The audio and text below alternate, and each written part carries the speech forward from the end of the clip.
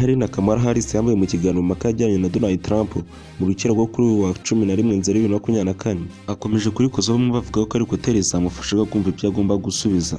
Amakuru akomeje gukwirakwizwa ku mbuga nkoranyambaga avuga ko Kamala Harris yari yambaye amaherena yitwa Noha One Audio Earring akora nka ekuteri, mu gihe amashusho bigaragaza ko yari yambaye amaherena yakozwe na iPhone.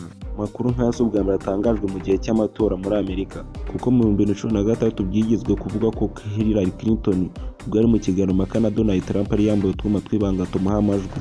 Amaherena ya Noha One yerekanwe mu imurikagurishwa ry'ikoranabuhanga rya Case mu 2023 afite ubushobozi bwo kohereza amajwi mu matwi y'uyambaye. Izi nkuru zivuzwe nyuma y'iminsi ivuga ko Kamala Harris yifungiranye ahantu mu gutegura ikiganiro, kandi ko yari afite abajyanama be ba hafi bamusobanurira ingingo ku yindi ibyo agomba gusubiza. Kamala yakunze kugaragara mu itangazamakuru kuva yaba umukandida.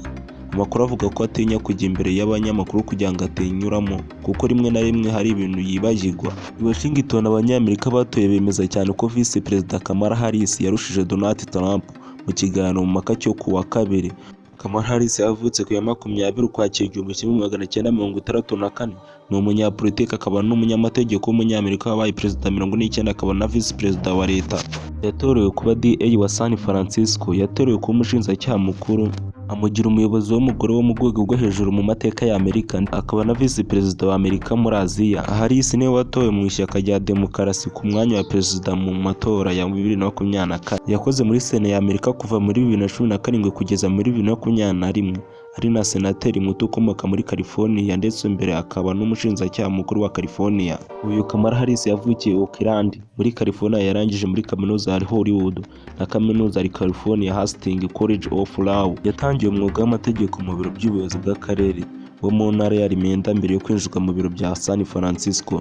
Nyuma aza kuba umushinjacyaha mu mujyi wa San Francisco, akaba Vice Perezida wa Leta Zunze Ubumwe za Amerika kuva mu 2021, akorana na Perezida Joe Biden, niwe Vice Perezida wa mbere w'umugore.